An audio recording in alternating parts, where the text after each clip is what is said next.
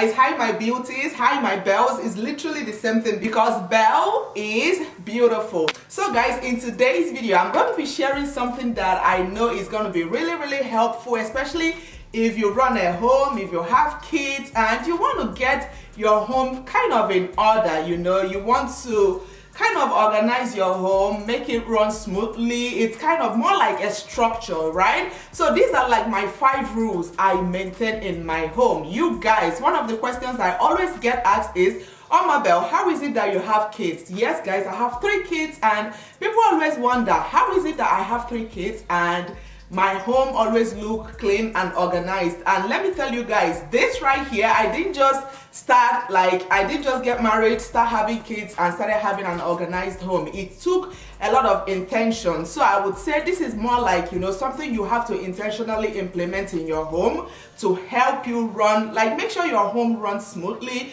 to help you get more organized and structured. So my very first tip is no shoe zone. I always tell you guys that my home is a no shoe zone, and sometimes, just sometimes, I might end up wearing like my outside shoe inside the house, but best believe I always kind of use my Lysol spray to spray down. So no shoe zone, especially if you have kids, guys. I know how it can be, like our kids can get sick, especially if you have like babies and toddlers that might eat up the floor. You want to make sure that your home is a no shoe zone, because I'm not sure if you guys know, but just imagine the shoe you wear outside, you wear it right back into your home. You're bringing in germs, you're bringing in bacteria into your home. So I would always suggest to kind of implement that no shoe zone. Once people are inside the house, let them put on maybe their socks, Of course, in my home, we are very big with socks.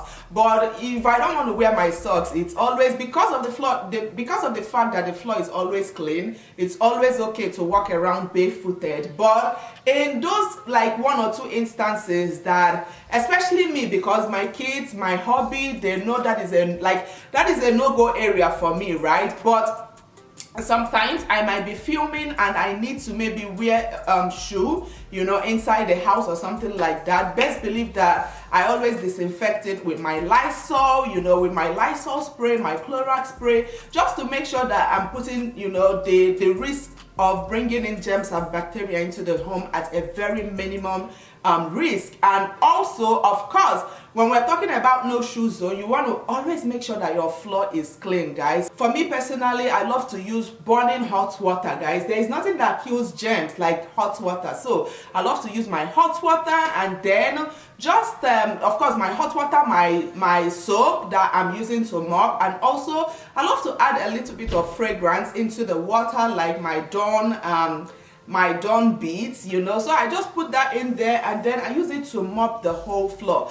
I mean, mopping with hot water not only helps to disinfect, it also helps to remove tough stains, from the floor. I've noticed it a couple of times. Sometimes the kids, they might eat popsicle, they might eat ice cream, and maybe 1 or 2 of it drops on the floor. And once I use my mop and my hot water run across there, it melts off everywhere. So yeah, this is like my first tip. And then my second tip, if you follow this channel or if you follow the Omabel brand, I'm a huge advocate of not having dishes in your sink, especially at night, guys.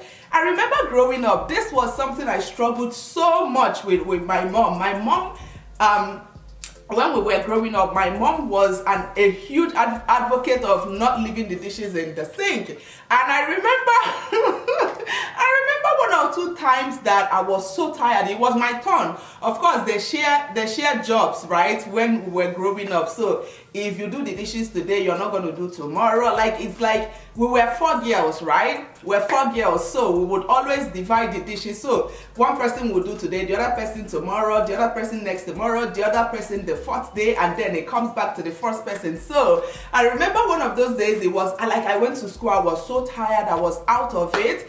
And by the time I was doing my homework, I fell asleep, guys. I was so tired, right?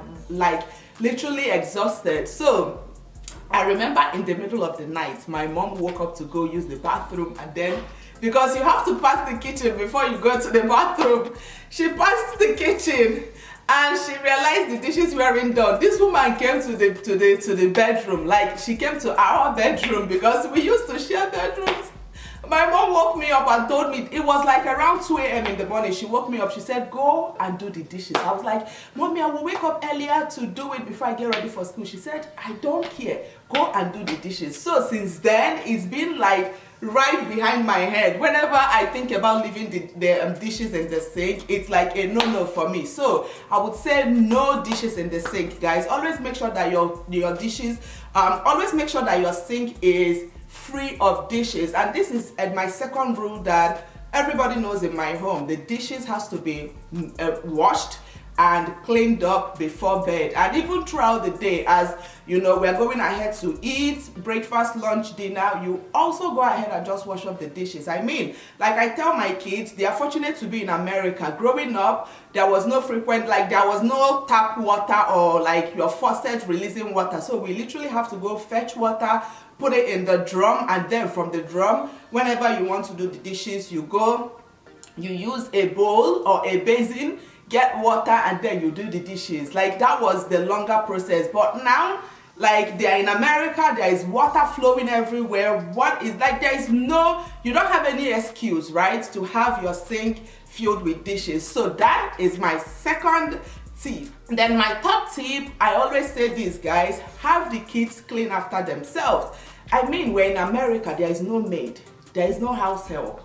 If you were back home in Nigeria, probably you might have help, you know, people helping you. But over here, I'm no maid. I always tell my kids, I'm not your maid, I'm your mom. I try to make sure that you guys live a comfortable life. So if they, like in as much as like the small parts you can help me, you should be able to do that. So I always encourage them to clean after themselves. Of course, the twins, they are literally almost teenagers now, so it's a no-brainer for them. But for Ace, I always make sure he cleans after himself, you know, especially with his toys.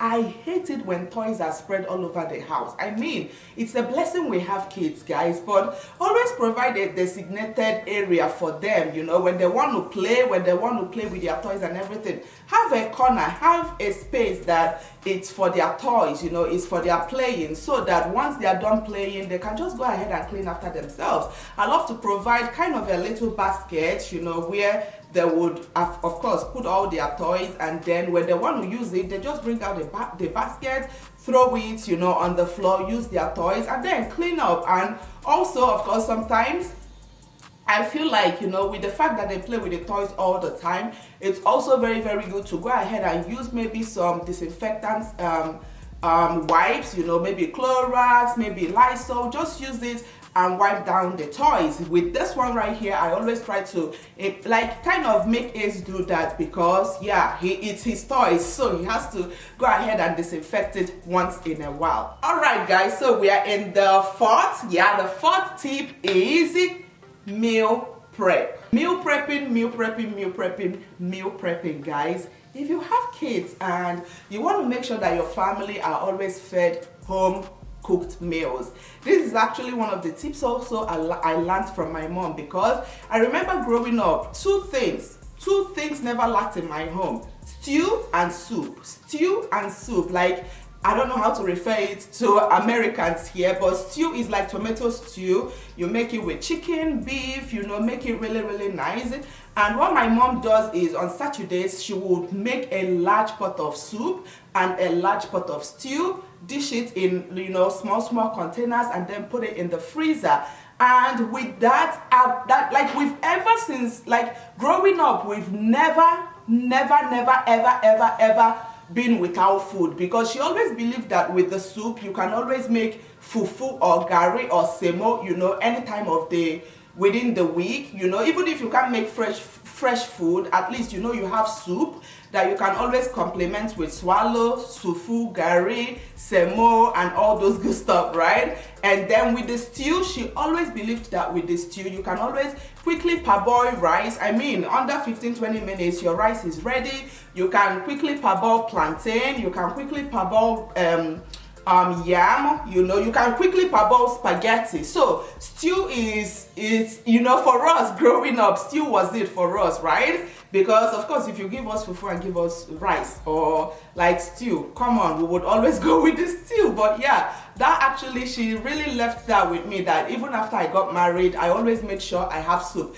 There is not a time you will come to my house and you don't see soup. It's either you see okra soup or egusi soup. We usually would I usually will lean towards okra soup because my kids love okra soup. My kids are the type of kids that if you decide to give them okra soup morning, afternoon, night, they won't complain. They just love okra soup. So I always make sure I have a lot of okra soup and also stew. So that way it's easier for us, you know, to make sure there is food in the house throughout the week.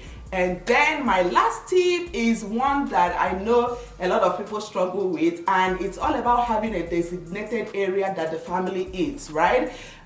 In my previous home, it was kind of a disaster because the kids, sometimes they will be like, "Mommy, but this is not food, this is snack." Then I'll allow them to eat snack in their bedrooms and things like that. But immediately we transitioned to the new house, I made this as like it's a stipulated rule that even if you want to eat snacks, even if you want to drink water, anything, you gotta go to the dining. Like, you can't eat snacks in your room because, mind you, all those things, you know, when the kids eat, no matter how clean they are, no matter how they pick up whatever it is after eating, there's always crumbs, you know, flying around, and those things can attract maybe rodents and things you don't want. So just to be on a safe space, definitely encourage them to eat in the dining, so that way it's easier. When they finish eating, they clean up. We know that everywhere is clean. I mean, I have more and more and more and more and more rules, you know, that will be implemented in this house, but I didn't want this video to be so long, so I decided to give you guys 5 tips. Definitely let me know if you guys enjoy videos like this, because listen, we are here to help each other. If there is any rules also that work for you in your home, you would want to share with us, definitely leave it in the comment section. And please, if you found this video helpful, please kindly give me a huge thumbs up and also hit the subscribe button if you haven't already. And yeah, I'm so excited. I have a lot of tips, a lot of hacks, a lot of how-tos, you know, to share with you guys. So definitely stick around, and till my next video, I will see you all very, very soon.